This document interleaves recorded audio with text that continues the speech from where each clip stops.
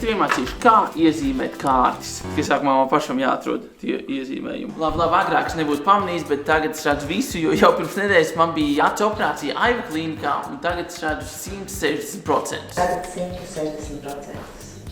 Iespaidīgi. Es nezinu, ko tas nozīmē, bet izklausās stilīgi. Parādīšu, kurā brīdī es sāku redzēt iezīmētas kārtas. Operācijas laikā izskatās aptuveni šādi.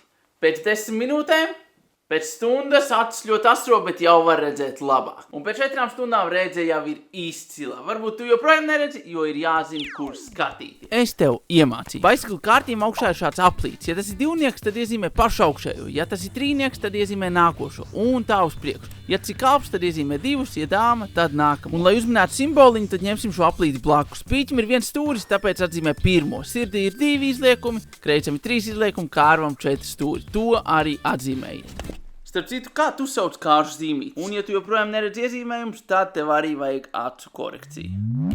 Un tikai līdz 30. jūnijam ar karti veselība 5% atlaide visām lāzeru operācijām.